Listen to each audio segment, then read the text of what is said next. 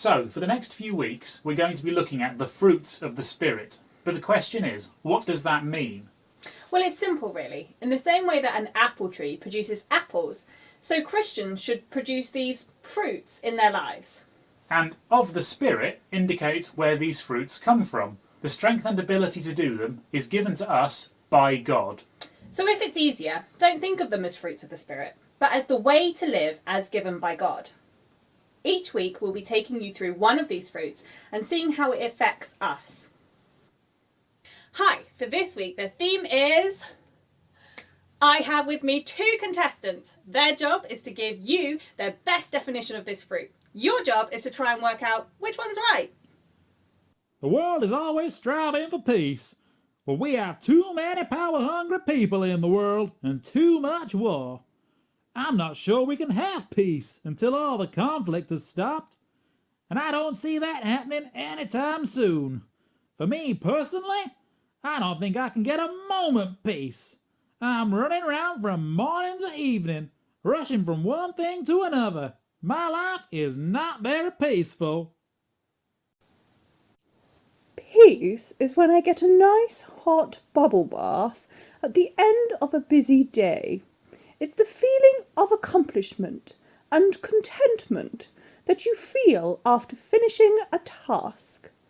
Obviously, it doesn't last long as you are on to the next thing, but for those fleeting moments, it's bliss. What do you think?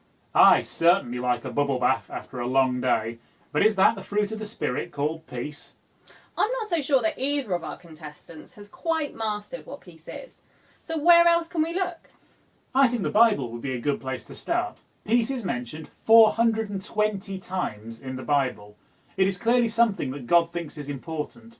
But what is it? One of the words in the Bible that's used to describe peace is shalom, which is more than just the absence of war or conflict. It is a state of completeness, of being made whole, to be restored. In the Bible, there is someone in the Old Testament who is commended for being a peacemaker. Her name was Abigail. So David was a king who was on the run from the old king Saul. He asked a wealthy man called Nabal to help him by asking him for food and supplies. Nabal, however, was not a kind man and he refused to help. So David was very angry. This is where Abigail comes in. She was Nabal's wife and was kind and wise. She took some food and supplies and gave it to David and asked that David wouldn't retaliate against her husband. David commended her for being a peacemaker because she restored the relationship between the two men. So often in this world we can feel tired and run down. We look at the world around us or maybe watch the news and there is very little peace and very little hope. But God has made a way for us to experience his peace. Jesus said, "Peace I leave with you, my peace I give you. I do not give to you as the world gives. Do not let your hearts be troubled and do not be afraid."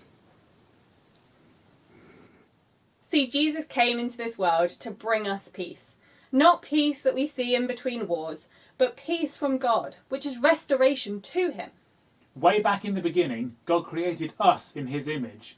Everything was perfect, balanced and peaceful. Then we sinned. We turned our backs on our Creator and chose our own path, the path of sin, anger and war.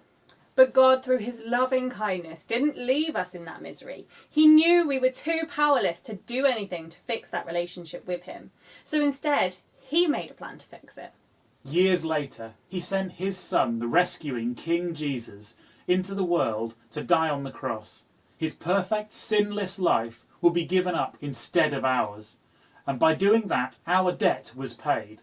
The relationship with God can be made right.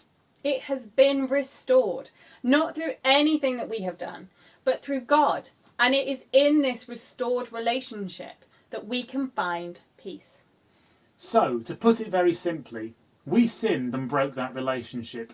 Christ died to fix the relationship. And therefore, because it has been made whole again, we can find peace. When we say we are sorry and we ask God to forgive us, we are putting him as king in our lives. And what a king to have! Not one who needs to second guess what to do, but one who knows everything, even what happens in the future. Jesus explained this to the disciples by saying, after he had explained why he had come, I have told you these things so that in me you may have peace. In this world you will have trouble, but take heart. I have overcome the world. Jesus has overcome the world. We don't need to be fearful or worried because he is king. If we know him and love him and have a relationship with him, then nothing can come against us. He will be with us through all of the difficult situations. We can be at peace. Our minds can be quiet, and we need not worry because our hope is in our Saviour and our Father in heaven. We know one joyful day, we will be with him forever. And oh, what a peace that brings. So, what about us now? Well, we should strive to be the peacemakers, to restore relationships with others, and to rely and trust wholly on God.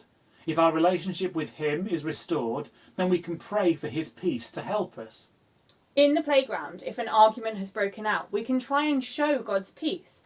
And the way we can have our relationship with him made whole by trying to do the same thing with our friends. We can reflect God's perfect peace into the situation. It may not be easy, but we know we don't need to worry, as our King has overcome the world.